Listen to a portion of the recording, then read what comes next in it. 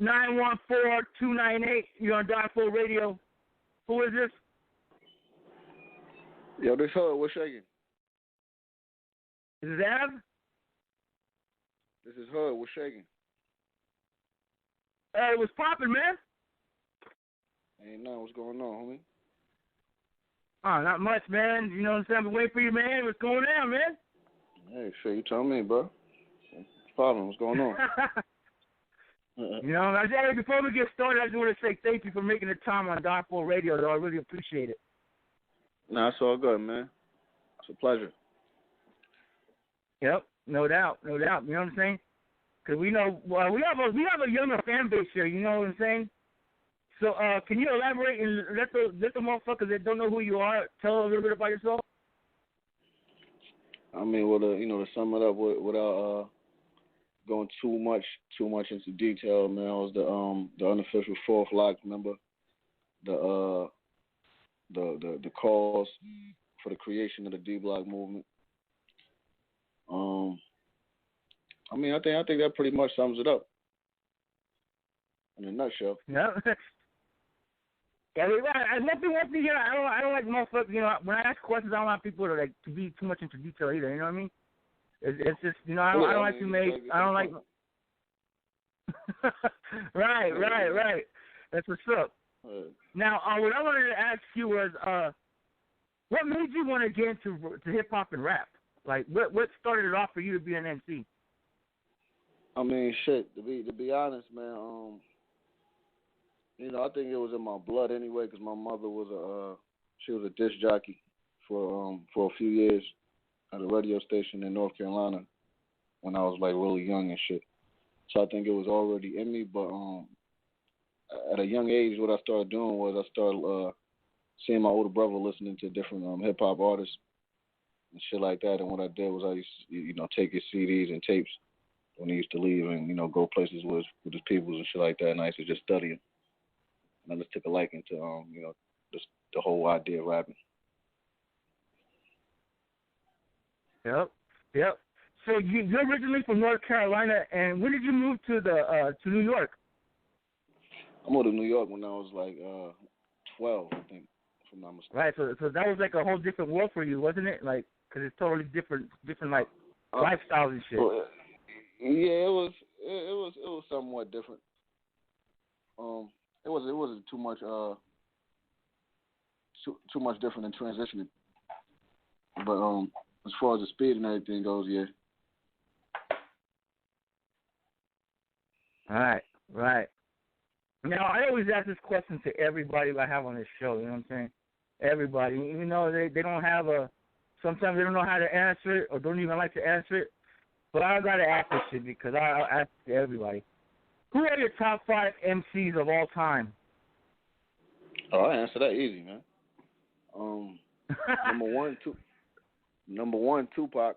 It's the greatest of all time in my book. You know, don't argue me down.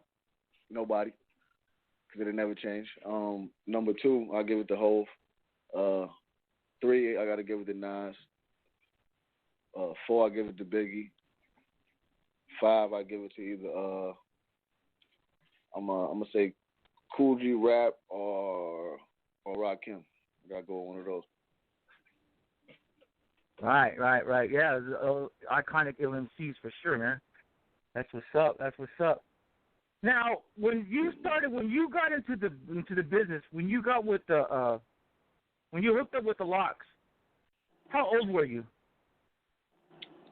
I was around like 13.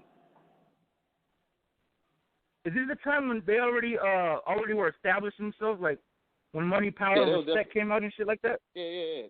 They was definitely established when I met them. I met them. I want to say almost at the end of the whole Bad Boy era. You know, around the Let the Lights Go era, around the ending period of the Money, Power, Respect album. You know what happened? Right.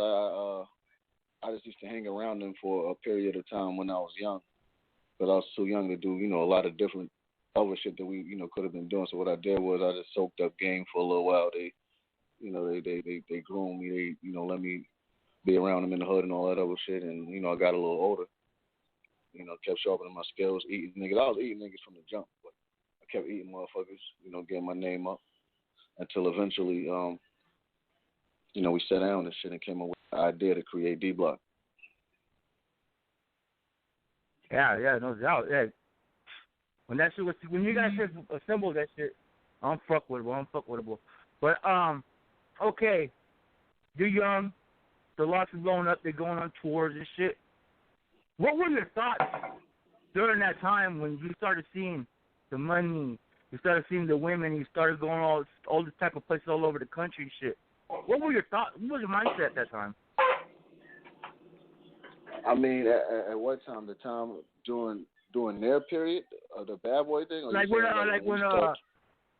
when the locks left, when they left Bad Boy and they went to Rough Riders, and that's when Jada Kid started getting his name up. Styles P started getting his name up. You were around that time. Yeah, I was around also during that time, but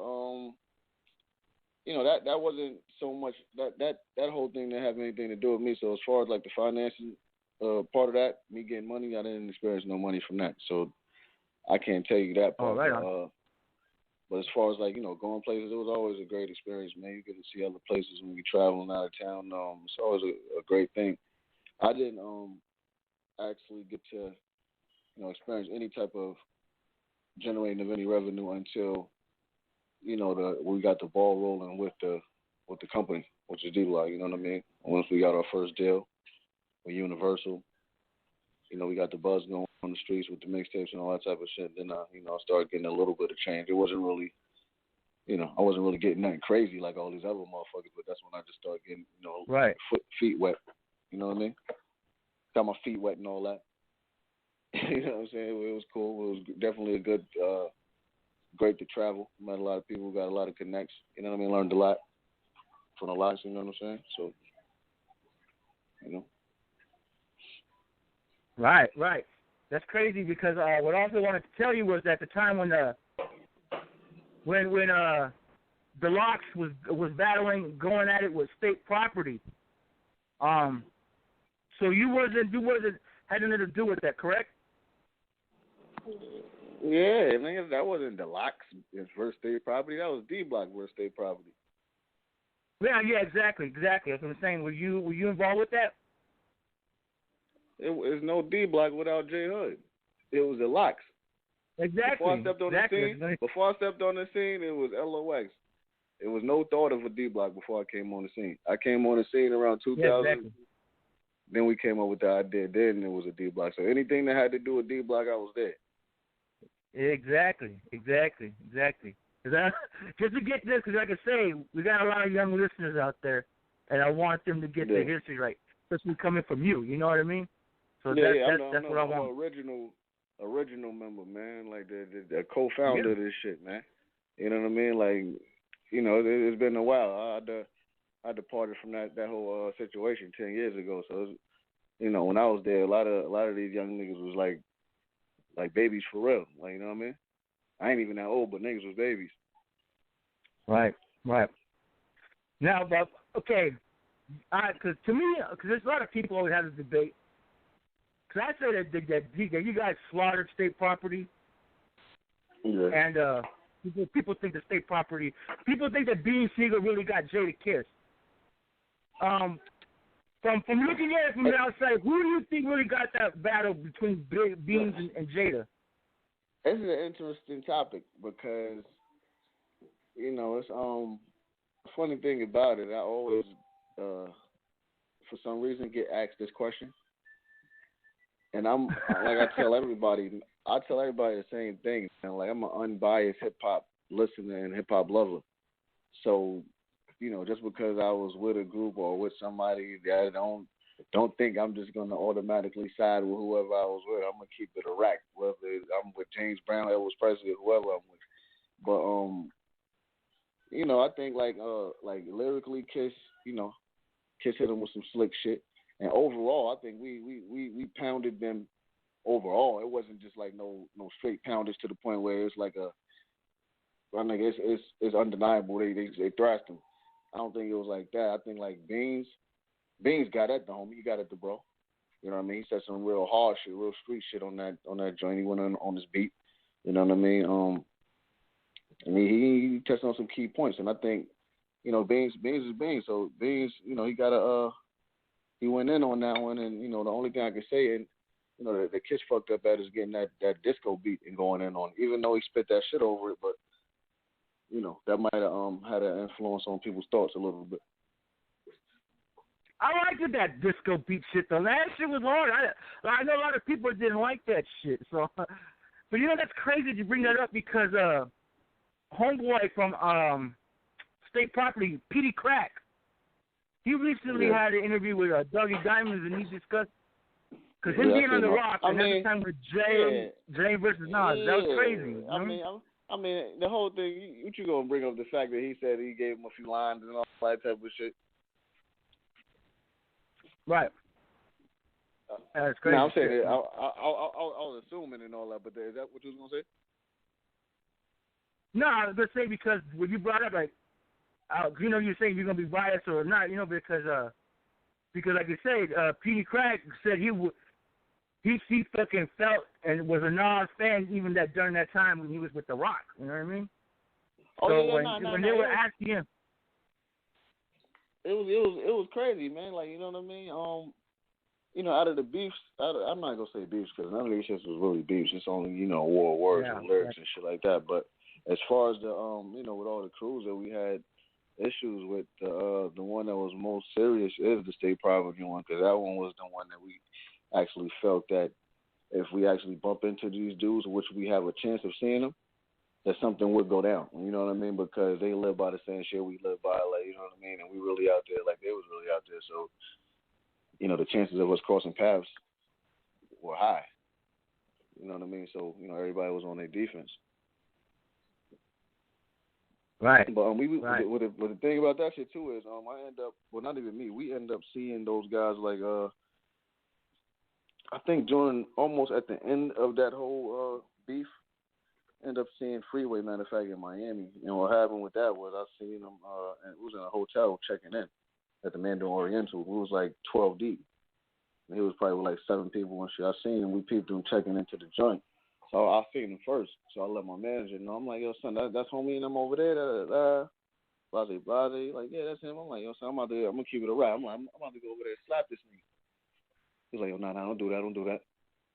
Like, know what I mean? And good thing I didn't overreact like that because, you know, son ended up being a cool nigga. But long story short, my manager went and chopped it up with him and all that other type of shit. And he basically explained to my manager that, you know, the beef was just something that, you know, it just he had to take, he had to goddamn participate in it because that's his big homie, but he didn't really want to do it because he grew up listening to niggas, all this type of shit, so he kept it a rap.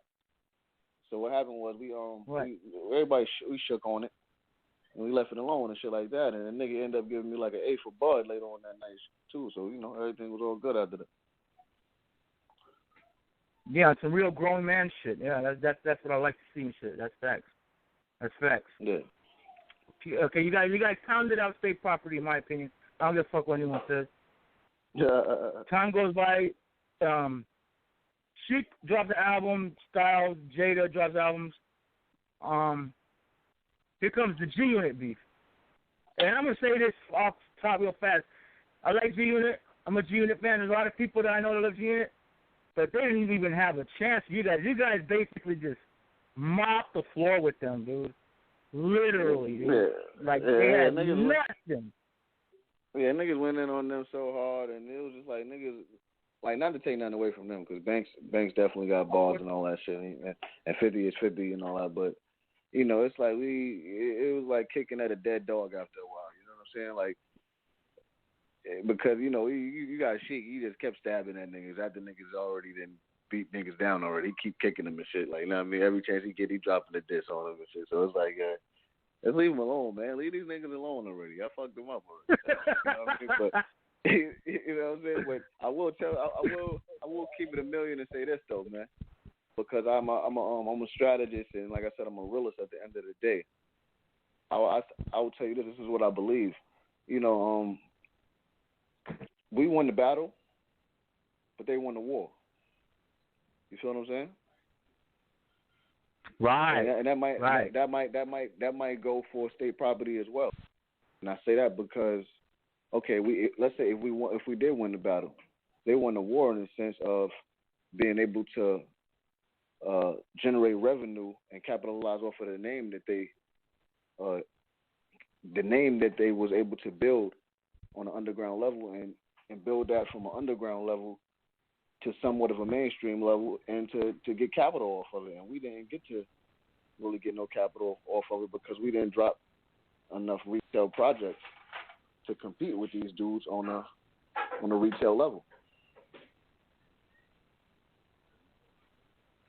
Right. Because if you really look at the projects that we dropped up under the D Block umbrella, there's nothing but Chic Luch albums. So if you're talking economically and you want to put projects side by side with each other, it's like no comparison type shit. You feel what I'm saying?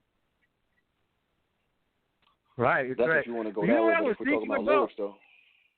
Yeah, what's that? I was thinking during that whole time, it was 2005 when you guys were mopping the June on the floor. I was thinking, because me and my homeboy had this discussion. What if the game never left G Unit? Do you think that battle would have came out a little bit different or more competitive with them still in G Unit and you guys clashing with each other? That battle might not. I think it might not even have went down like that. You know what I mean? And if it did, I don't think Game would have even been in it because he showed a lot of respect. To at that time to us and to these guys and all that shit. So I don't think he would have made it his business to jump in and say nothing. You know what I mean? Yep.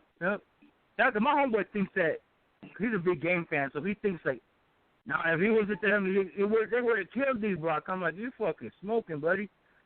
You know what I mean? Yeah. It's just like the California bias. We're in California and they ain't too biased, man. I don't know what that shit. I don't give a fuck. You can't be biased, man. Yeah, I ain't taking that. I ain't taking that from Chuck and all that. But Chuck at that time, Chuck was still trying to get in the loop of things, man, and trying to find out who he is and all that. Right. You know what I'm saying? Right. No, I dig it, man. It's crazy shit, though. But that was memorable shit in hip hop, man. But what do you think is missing today? I was in some classic beefs, man. Like, you know what I mean? The G Unit joint, the state property joint, you know what I mean? There's some shit, man. You know what I mean? So a couple little joints, Dolo and all that. It wasn't as memorable or more as notable, but But the one that gets me, it's funny is because during that state property beef, and you guys, Jay and Nas were going at Jay and Mobb Deep, and Nas was dissing Mobb Deep. You even had J.O. Felony throwing rocks at Jay. You had like all types of beefs around that time. It was a crazy time in hip hop. Like, I just missed that shit. Like, I would like to see that type of shit one more time. I don't give a fuck if it's one of the younger dudes or something. But just that type of mystique that you want to be interested in, like, back then we would read the magazines and shit. You know what I mean? Yeah, and just trying to find out what.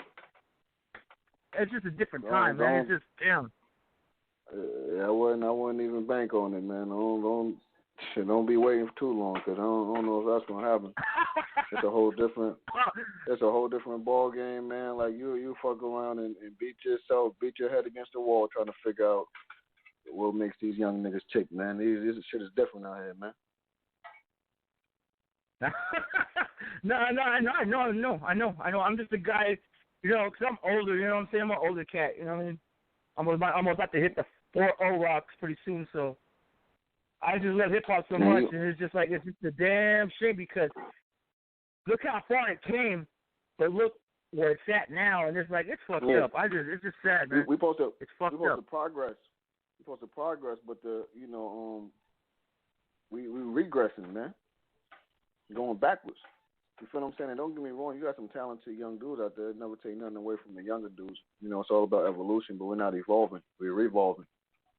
You know what I mean? Like, and I say they're talented because you got some of them out of 10 niggas, you probably got a few, that's actually talented.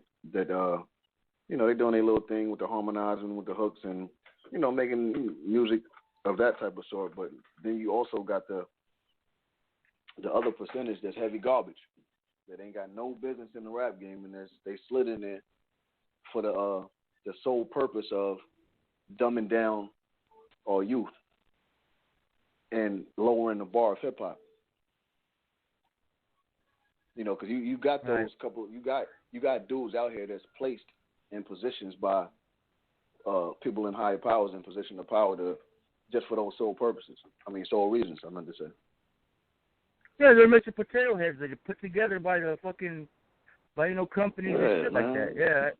Hey, come on, you got niggas like this. You think it's coincidental that you got niggas like Lil Yachty and all these, and the other little nigga on all these different records and all that shit? Come on, man. You gotta be fucking kidding me, man. This little nigga got Kool-Aid in his head running around looking like goddamn popsicle from fucking Class Act and all that. You niggas gotta be fucking shitting me, man. And this is shit niggas listening to? Fuck, this is ridiculous, man. It's ridiculous, man. It's sad. That's why I try to stay. Sad. I stay out the way. I do my own thing. I stay the fuck out the way. Drink water. Don't fuck with niggas. You know what I mean? Like, I don't want no parts of niggas over there. Y'all niggas can have that, man. Only, I listen to a few new niggas, but as far as like the generation behind, this one and all that, I fuck with a lot of J. Cole. I like Kendrick too. I like Cole a little more though.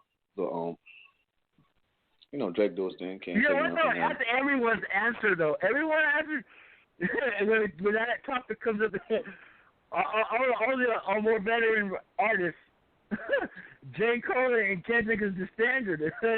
That's pathetic. That's what I'm saying. It's just, look how far we've gotten in this where we're at now. It's just crazy. Fucked up. Yeah, and you know what's crazy? And I ain't even taking nothing from them two niggas either, because them niggas, they at the top right now. They're the elite.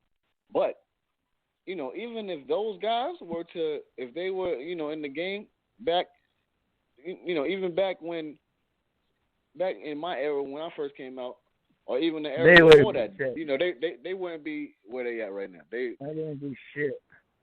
There was too much to choose from back then. It was too much good stuff. I used to go to the record stores and couldn't make up my mind, and I was like, fuck it, spend like most of my time, almost half my paycheck coming out with like 5-6 different CDs and shit, The bar's been lowered. The bar's been lowered drastically. You know what I'm saying? And on top of that, you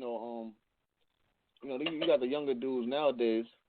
They're looking at, a Cole like the modern day Nas or Kendrick as like the modern day Nas / Tupac or some shit. And when I hear them say that type of shit, I'm like, yo, these little niggas got I don't buy that. So what these, like, you know what I mean? To who these niggas really are that they compare these niggas to. I'm like, yo, and then they throw around the word classic and they use it so loosely.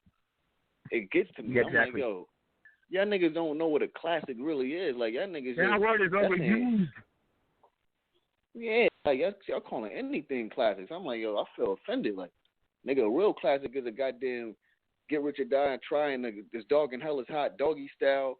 You know what I mean? Aquemini, ATLians, nigga, all them type of shits. You know what I mean? Them is classics. These bullshit y'all talking about?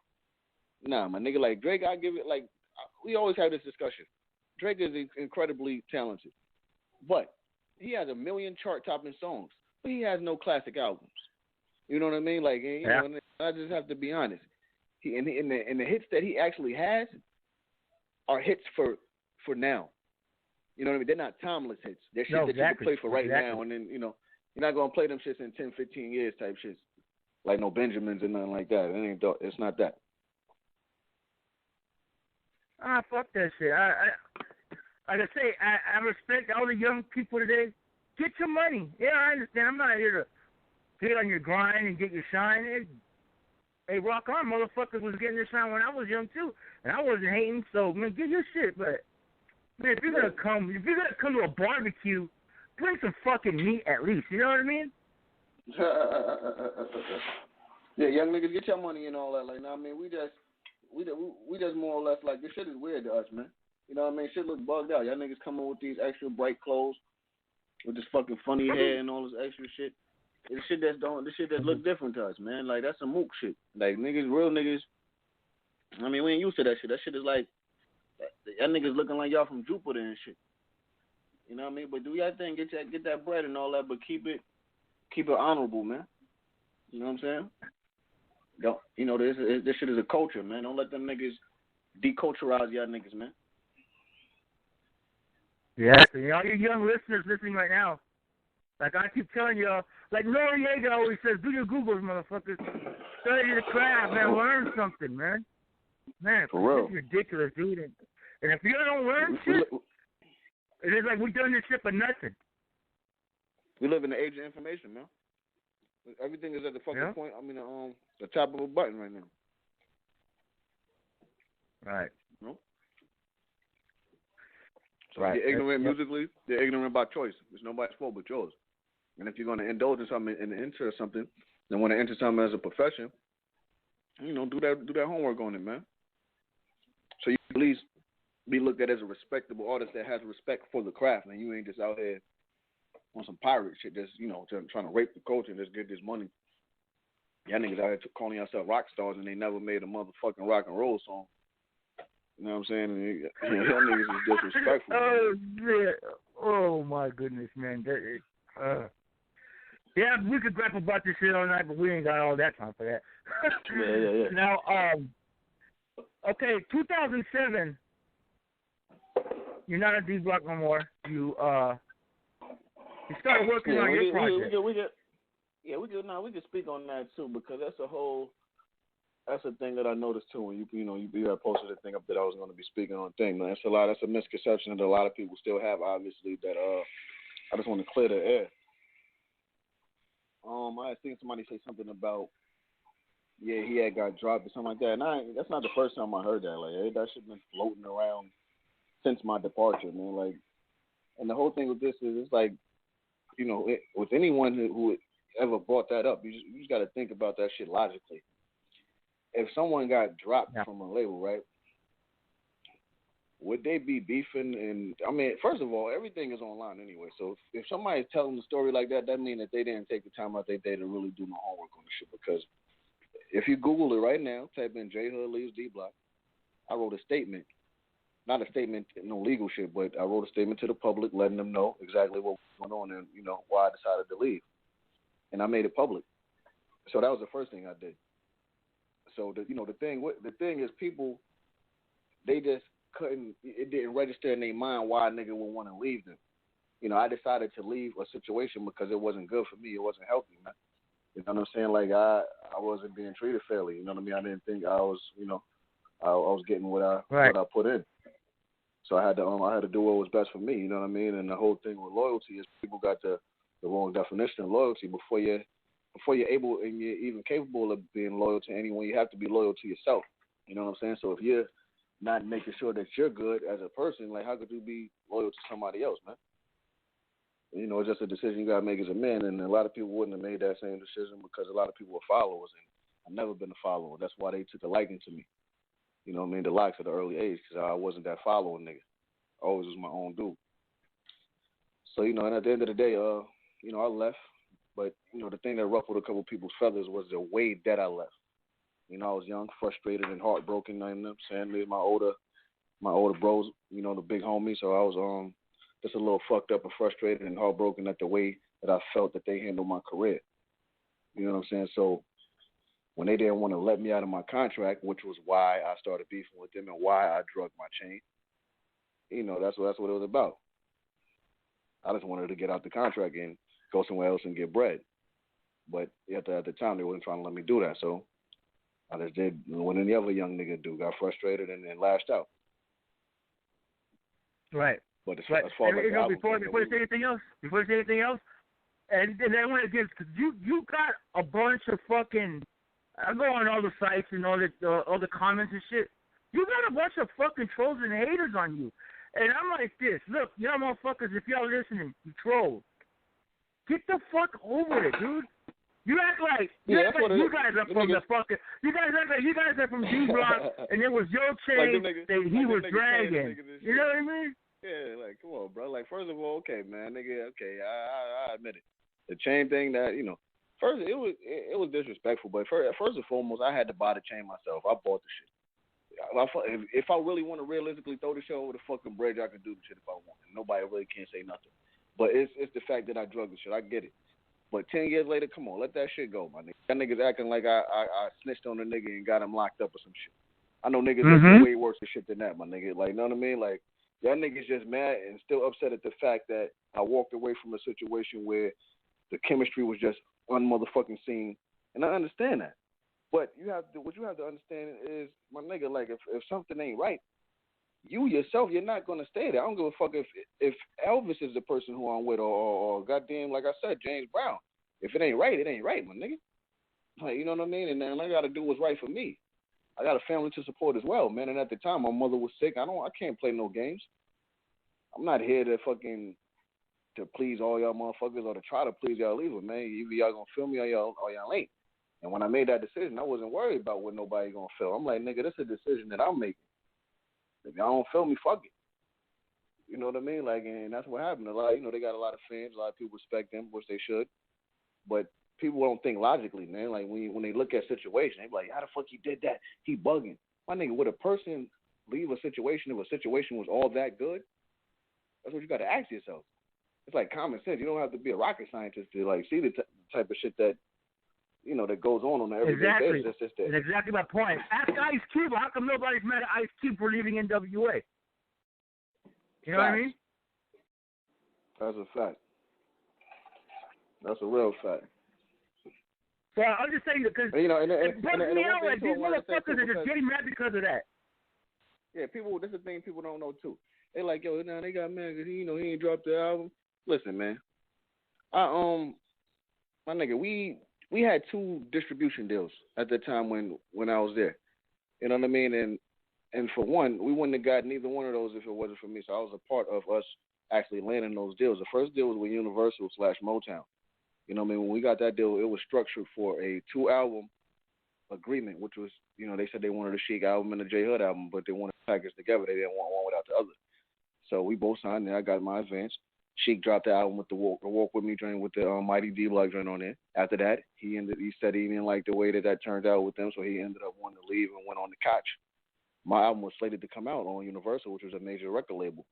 They talked me into going to Koch with them because they were saying that I would get $3 to $4 versus me staying on Universal getting 70 cents. So, my nigga, y'all niggas my big homies. You ain't got to tell me twice. I dipped. Okay, we got the same, similar deal over there, same structure over there at Koch. This is the second deal. Okay, they wanted the same thing, a Chic album and a J Hood album. Okay. It was my turn to drop now because everybody wanted me to drop. But, people don't know is D Block is that's Chic label at the end of the day. You know what I mean? Everybody would think it's Kiss, but it's Chic shit. So he calling the shots at the end of the day. He ended up wanting to drop another album so he could press the button and drop when he wants. So that's what happened. And I'm like, you know what? I can't stay here. And it's supposed to be my turn to drop, and niggas just keep dropping in front of me, and I can't do me. You feel what I'm saying? Like, how many times niggas just gonna keep dropping ahead of me? Like, my shit is ready, and the streets want me, but niggas ain't giving me my fair shot. How the fuck I'm supposed to be competing with these young niggas that these other niggas is dropping if y'all not letting me shine? Like, and it's part of what the show's about. Right. No, that's facts. That's what I seen, and I was observing, and that's exactly what my conclusions came out. Exactly. Now, what was I going to say? Okay, when you was coming up, because at that time, they had you in the class like with J.R. Ryder, Cassidy. Who else? Jewels. Little bug. Right. Jewels was there. Right. And now you see them dropping her albums, and you haven't come exactly. out. So that made me feel a certain way, man. I'm like, how the fuck y'all niggas expect for me to be competing with these dudes, and they CEOs are doing the right thing with them, and they're actually putting them out. And I tell people this: people always get it misconstrued. They don't know the true definition of being put on. They be like, they put him on. Put somebody on. You put them in a position where they're able to release a project, and they're able to travel the world and do tours and all that other type of shit. And this is no disrespect to them. I'm just making the point. Puffy put them on because he allowed them to drop an album. He put them on major tours, etc. So that's the true definition of being put on. what they did was they gave me an opportunity to gain an outlet to the underground, to be heard. And I'm eternally grateful for that. But they didn't finish what they started to do. You know what I mean? What they were supposed to do, I look at Meek Mill, and every day, every time I look at him, I'll be like, yo, that's what Ross did with him is exactly what they were attempting to do with me. And it would have been that if they would have stuck to the script. You feel what I'm saying? Right. Yeah, it's crazy because I'm telling you, J.R. Ryder was coming out flooding the market, T.I., Cassidy. So I understand that. And that's what the thing about you suckers, you trolls, and you guys are fucked up comments. You guys talking about nothing, get mad over nothing. Why you gonna die? They just mad, man, nigga. I don't know what it is. I'd never be able to understand them, my nigga, but they mad, homie. They mad at something. They act like niggas paying them to goddamn comment on shit. My nigga, look, this shit happens every day. Shit been happening since the beginning of the industry, since Motown and Berry Gordy days, nigga. Like, nigga, since Big Red been hanging niggas over the motherfucking balcony, nigga. Shit, it ain't the first time, it ain't the last time, my nigga. You know what I'm saying? Like, get over it, nigga. They didn't got over it. Nigga, we family, nigga. Like, every family have fights. Them is my older brothers. The only motherfucking difference between niggas and us and them is, nigga, I made the mistake of fucking, making our fight public. That's the only difference between us and regular niggas out in the streets. I mean, regular brothers that fighting within their household, man. You know what I mean? We got over it. I apologized to them. They apologized to me. And at the end of the day, that's all that matters. What anybody else think is irrelevant.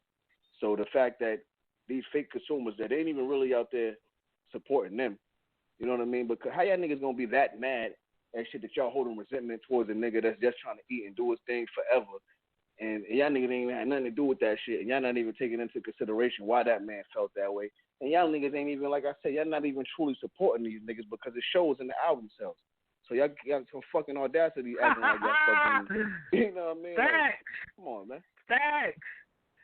Oh, man. You don't know, man. You don't know. I don't even want to get into that, but yes. Yes, sir. Hey, man. Yeah, we're getting it. Hey, motherfuckers. Yeah. Okay, you're not a D-Rock no more. You're not a D-Rock no more. You started working on your projects. Yeah, ODG. When you was doing the albums like with the Hooded Bag, Judgment Day, was it difficult to make the music, or were you comfortable making the music without the big three behind you? Let me tell you something, man. Like, I don't know how familiar you are with these. You know, the instrumental CDs, man. That shit was popping like 6-7 years ago. Everybody tried to rap. You know, you had your J Arms instrumentals. You ever heard of J Arms? Yeah, of course. J Arms. Yo, listen. When I first moved up to New York from North Carolina, before I even got with these niggas, I fucked with J Arms. You know what I mean? Like, me and him, we clicked up. That was the first motherfucker I hooked up with. He a producer. So that nigga, me and that nigga recorded like 75 songs. You feel what I'm saying? So I was already in the field of recording and things of that nature before I got with them. So when I got with them, I had mad material already. I actually used to, I took vocal classes. I had a vocal coach for about 1.5 years.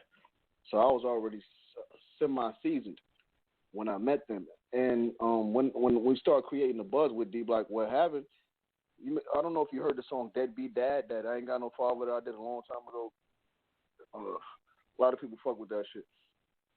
But anyway, if you didn't, right.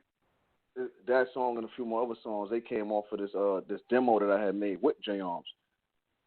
And, you know, that shit had leaked out when I got with these niggas. But, you know, I was with J Arms and shit. So, you know, but to answer your question, it wasn't difficult making music because I've been making music. It's just like something that just came easy.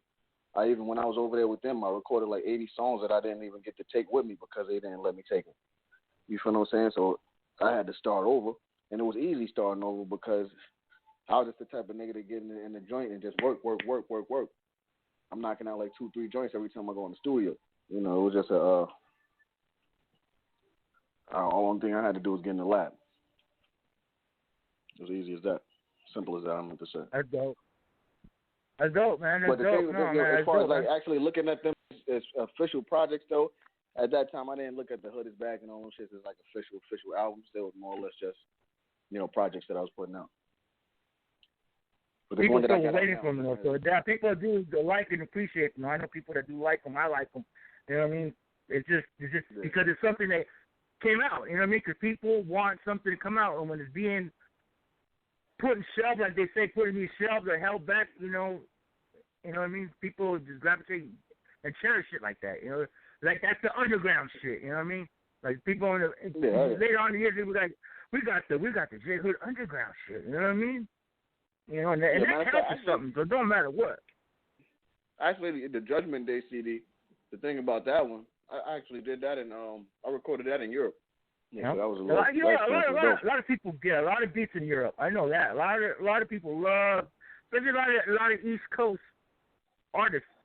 Something about being over there with the beats. They got some dope ass producers over there, man. Like they really love hip hop over there. Mhm. Like they appreciate this shit.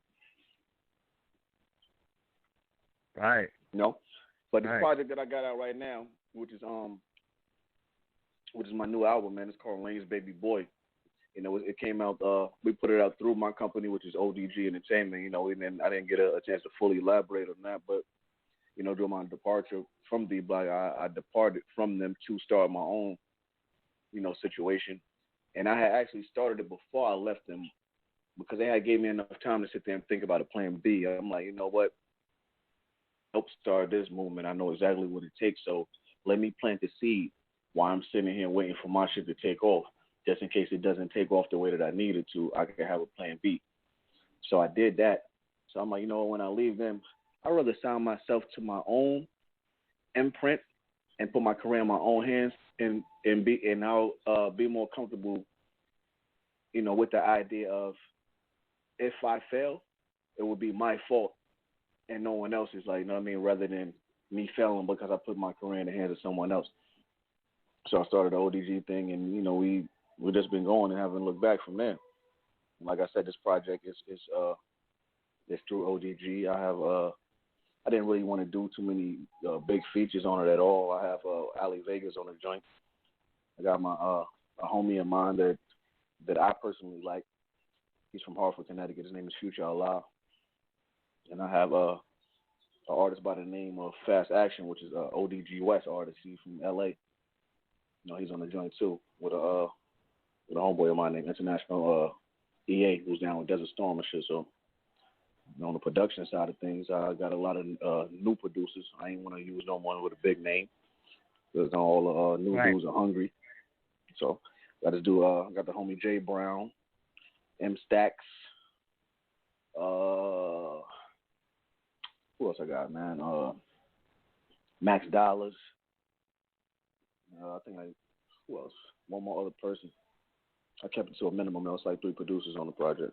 But it's like, just don't forget the last person. They're going to be mad at you, man. Don't forget the last person, man. Right? I would tell you, the album, I love it. I bought it a month ago. The song that got to me was the last song. The mama song. Yeah, man. I'm not going to bullshit you. That shit had me balling tears, homie. On some real shit. Yeah. That joint is like a real special, touchy song for me. Mm-hmm. You know what I mean? Actually, the whole project is, man. The whole concept of the project was. It's totally different from what you have done previously. You know what I'm saying? It's totally different, and it's a different sound, and I like it. Yeah, I wanted people to get from that when they walk away from it is to be able to feel like they know more about me than what they did before. I want them to actually feel like they know me, opposed to the J Hood they're familiar with to just be talking about busting hammers and all this other type of shit. You know what I mean? Like I want to show them the other side of a nigga, the more articulate side, the emotional side, the vulnerable side. You know what I mean? Because we all humans at the end of the day. Yeah, that's the thing with these people, man. They look at these rappers like they superhuman and all this type of shit. Niggas is human. They wipe their ass just like you. They fucking blow their nose like you. They take shits like you, wipe their ass. niggas is regular, my nigga. Niggas just are talented and they have a skill with lyrics. You know what I mean? Like other than that, niggas is human, my nigga. Niggas are they make mistakes, make wrong decisions, make bad decisions, like everybody else. Like you know what I mean?